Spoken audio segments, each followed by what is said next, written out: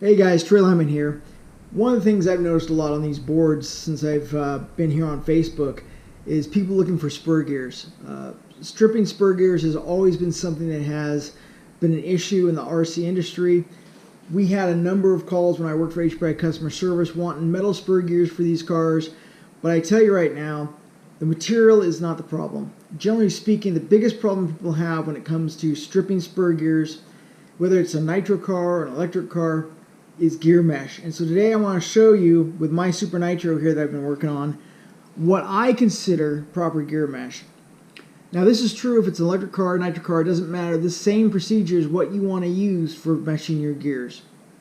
So as you can see here, I have a 2-speed setup on this, at least I hope you can see it.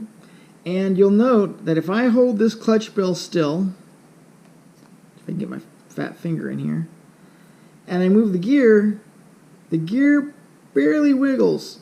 And we're talking just a slight bit of play. And that's it. And also, right there, there's a little bit of play. And also, if you notice on gear 2, I don't know if you'll be able to see it, but gear 2 is the same way. Just a little bit of play, and that's it. And the way you know they're not too tight is if I take this gear and spin it, you see the gears spin. So they're not binding up. They're as close as you can get them without them binding up. And that is what you want. You want to be able to hold your gear, your pinion gear, and take your spur gear assembly and just wiggle it. And you should just get a little bit of play, and that's it. Nothing more than that. Now I will want to make one little note here when it comes to 2 speeds. And they're a little bit harder to get proper mesh because you're meshing not one set of gears but 2. And what a lot of times will happen is that when you you'll set your gear mesh for gear 1 and not check gear 2, and gear 2's off, and you wind up stripping your second speed. When you check your gear mesh on a nitro car or on a 2-speed, you want to make sure that both sets of gears have proper alignment and the proper mesh. And the way you do that is when you set your first gear, you then check your second gear. If the second gear is too loose, it means your engine is twisted a little bit, and you just straighten it out a bit more so that both gears line up the same.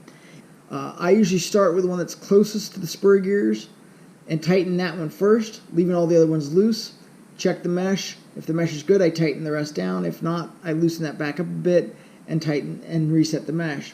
One thing I will say is that when you're doing this, you want to make sure that those screws aren't too loose. You don't want this engine to wiggle. You just want to be able to slide back and forth without wiggling.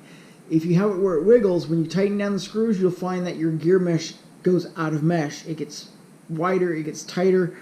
By having those just loose enough where you can move the engine, but not so loose where the engine flops around, you'll be able to tighten down that one bolt, and it's going to set the mesh where you have it when you adjust it. Alright guys, I hope this helps. Any questions, leave them in the comments, and we'll see you next time.